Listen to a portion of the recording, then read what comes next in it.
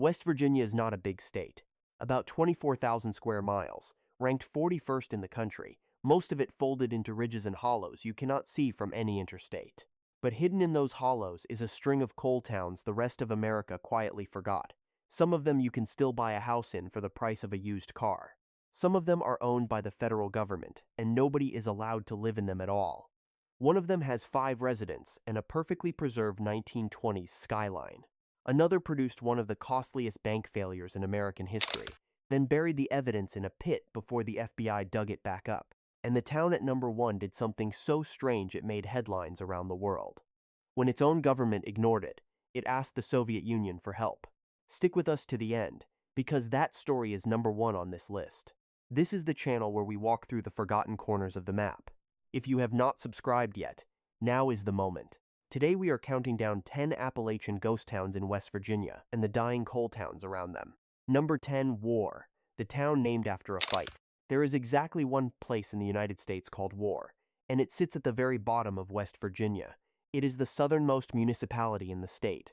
It was incorporated in 1920, though before that it went by the plainer name of Miners City. The name it chose instead came from War Creek, which runs through it, and the creek got its name from a battle that Native Americans recorded near its source back in 1788. War grew up the way every town down here grew up: coal. In the early 20th century, McDowell County was, for a moment, the leading coal producer in the entire nation. Then the machines came. After 1950, mechanization gutted the jobs, and the county lost more than 80% of its population. War went with it. The 2026 estimate puts the town at around 511 people, still slipping by about 3% a year. A house here runs around $44,000. It is a town named for a battle, slowly losing a much quieter one. Number 9, Sewell, the one you need a 4x4 to find. This is one of the best preserved coal town remnants in the New River Gorge, and almost nobody sees it, because there is no signed road that goes there. To find Sewell, you ask the rangers at Babcock State Park for directions, and then you may need 4-wheel drive to actually get in. It was one of dozens of camps that sprang up along the New River after the Chesapeake and Ohio Railway opened the gorge in 1873. The draw was smokeless coal, shipped out to mills across the country. When the seams gave out and the railroad stopped needing the coal, the town emptied like all its neighbors did. The difference is what happened next. Because the gorge eventually became national park land, Sewell was never bulldozed. It was simply left alone. What is there now is a scatter of coke ovens and a spring sitting in deep forest along the river, with no homes and no services left at all. The gorge took it back quietly, the way it takes everything. Number 8, Kmore, 821 steps down to a dead mine. Start with the staircase, because that is what people remember. To reach the ruins of Kmore, you hike to the rim of the gorge, and then walk down 821 steps, past sealed mine portals and rusting equipment, down toward the river. The town was a coal camp that ran from 1899 to 1962, and it was one of the most sophisticated operations in the whole gorge. It had coal washing infrastructure and a haulage system, because Kmore was built in 2 pieces. There was Kmore Top, up on the cliff top, and Kmore Bottom, down by the riverbank, and miners were moved between the two. Then, in 1960, a fire tore through and destroyed a large part of the works. With demand for New River coal already fading, the mine closed for good 2 years later. The National Park Service owns the remains today, which is why the staircase exists at all. People come for a hike. What they are really doing is climbing down into the spot where a town used to make its living. Number 7, Coalwood, the dying town that launched rockets. Here is the thing about Coalwood. It was a coal town that everyone, including the people who lived there, knew was dying, and it became famous for pointing in the opposite direction. Straight up. It was founded in 1905 by a man named George Lafayette Carter, who reportedly arrived on the back of a mule, bought around 20,000 acres, and built the Carter Coal Company town from nothing. At its peak, Coalwood held about 2,000 people and produced roughly 2 million tons of coal a year. Mining finally ended in 1986, but the story people know is from 1957.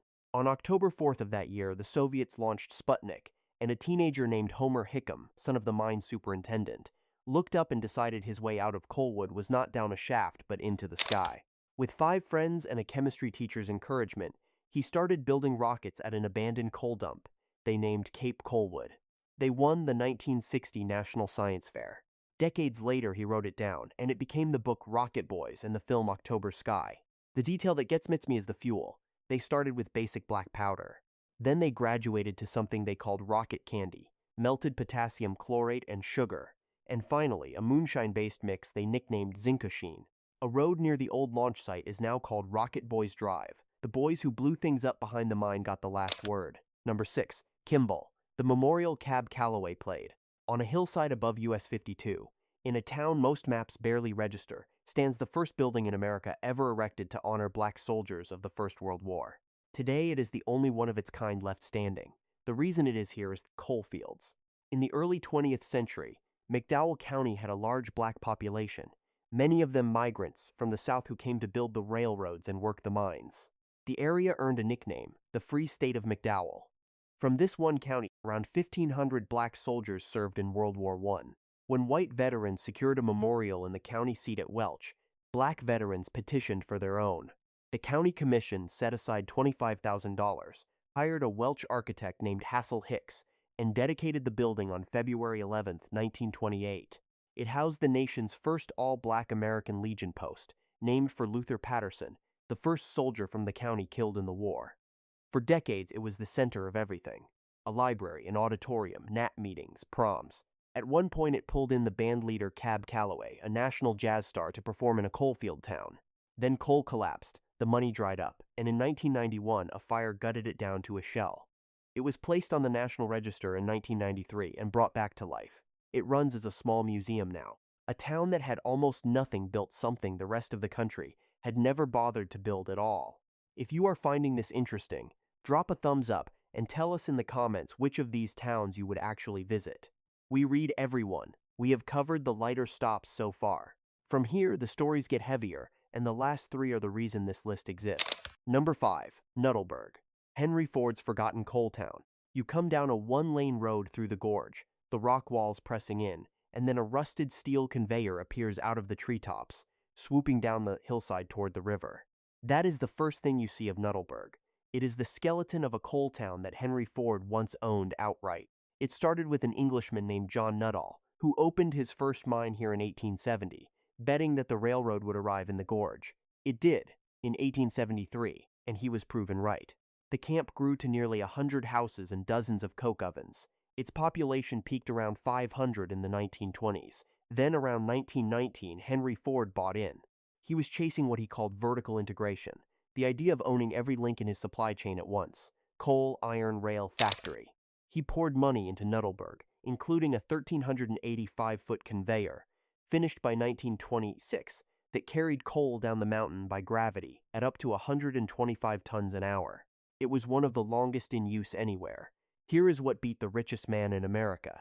He could control the mine. He could not control the railroad that hauled his coal out. So the whole experiment failed, and he sold his interest by 1928. The mine limped on under others until 1958. The Nuttall family handed it to the Park Service in 1998. It is now one of the most complete coal sites left in the country. Ford tried to own everything. The gorge owns it now. Number 4. Gary. The 12-town empire U.S. Steel built.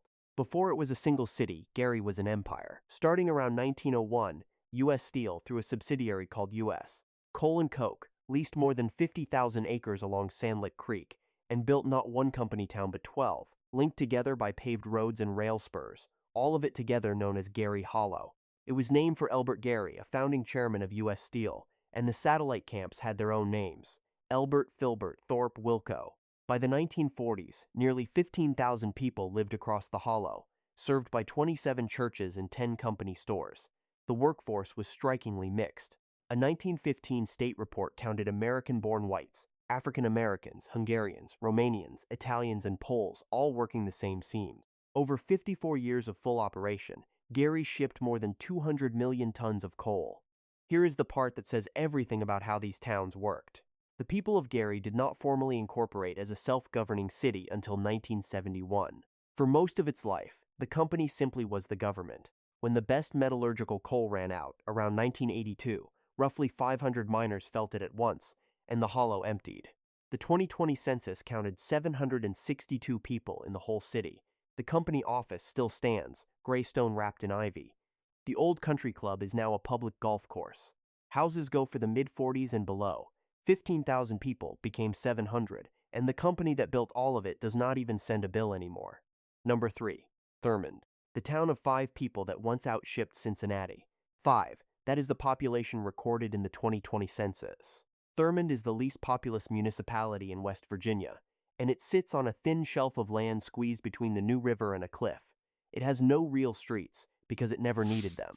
Everything ran along the railroad tracks. A century ago, it was one of the busiest railroad towns in the state. By some accounts, as many as 95,000 passengers a year passed through, and the town handled more freight than Cincinnati and Richmond combined. Around its peak in 1930, it had roughly 500 residents, 2 hotels, 2 banks, a depot, and a post office. Its nightlife, centered on the Dun Glen Hotel, was notorious enough to rival any frontier town. Then the technology turned on it. Thurmond was built entirely on steam-era coal traffic, so when diesel locomotives took over in the 1950s, the whole reason for its existence simply evaporated. Fires and the Depression did the rest. By 1980, the population was 67, and the National Park Service began buying up the emptying town. It owns about 80% of it now. The 1904 depot is a seasonal visitor center, and Amtrak still stops there. Here is the detail that stops people cold. In 2005, 6 of the town's 7 residents ran for elected office at the same time, a municipality essentially governing itself by itself. A place that once moved more freight than 2 major cities now holds an election where almost everyone in town is on the ballot. Number 2, Keystone, the tiny town with $1 billion fraud. This is a coal town that was established in 1892, and for 70 years its bank did exactly what a small-town bank is supposed to do. The First National Bank of Keystone was chartered in 1904. In the early days, the town had a district called Cinder Bottom, a notorious strip of brothels and taverns serving the miners. But the bank itself was ordinary, quiet, reliable. Then, in the 1990s, it went somewhere no town of a few hundred people should ever go. The bank started buying and securitizing subprime mortgages from all over the country, and it ballooned from about $100 million in assets to over $1.1 billion. For years, it was rated the most profitable large community bank in the country. It was all a fraud. Every one of those securitization deals actually lost money. To hide it, insiders cooked the books, embezzled millions, and fabricated records to fool the auditors, the regulators, and even their own board of directors. On September 1, 1999, the FDIC took the bank into receivership. It became one of the costliest bank failures in American history. Here is the part that sounds invented and is not. When examiners closed in, bank insiders removed the records from an old-school building and buried them in a pit on private property. About 6 weeks after the bank closed, the FBI came and dug them back up as criminal evidence. Several people went to prison. One of them, Billy Cherry, died there in 2006. The last defendant was not released until 2015. The book written about the case is subtitled A Harbinger of the 2008 Financial Crisis. A town of 500 people, it turned out, had quietly rehearsed the whole thing 9 years early. Number 1, Vulcan. You reach it from the wrong state.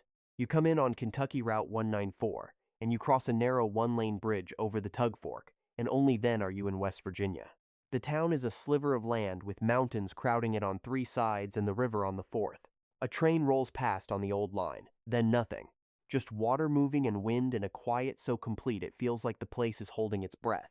There is no other way in. There never was. That is the whole problem with Vulcan, and the reason it is number 1. Vulcan only existed because coal was found in a spot almost impossible to reach. The town was built along the railroad, with no road of its own on the West Virginia side at all. The only access was a swinging footbridge across the river to Kentucky. When the passenger train stopped, that footbridge was the single thread connecting Vulcan to the rest of the world. In the mid-1970s, the bridge rotted through and collapsed, and the residents were stranded. To get in or out, they had to trespass along an active railroad right-of-way, walking the tracks, hoping nothing was coming. They asked the state for a new bridge. The state said the town was too small to justify the cost. They asked again, same answer. So in 1977, the town's self-appointed mayor, John Robinette, by various accounts a bartender and carnival worker who flew an American flag over his trailer, made a decision. If his own government would not look at Vulcan, maybe its enemy would. He wrote to the Soviet embassy in Washington and to East Germany, and he requested foreign aid. It worked. The Soviets, delighted at the chance to embarrass the United States, sent a journalist named Iona Andronov to Vulcan in December 1977. And within roughly an hour of that reporter arriving in town, West Virginia officials announced that a new bridge would be built after all. The legislature found $1.3 million. The bridge opened in 1980. The state, of course, insisted the bridge had been planned all along. The people of Vulcan did not believe a word of it. A town so far off the American map that the only government willing to look at it was the one America was afraid of. These towns tell one long story, really. Cole came, built everything, and left, and what happened next depended entirely on who was left holding the keys. For me, it is Vulcan. A handful of people, ignored at home, who got a bridge by going over their own country's head. That one stays with me. Which of these surprised you most, and which town did we miss? Tell us below.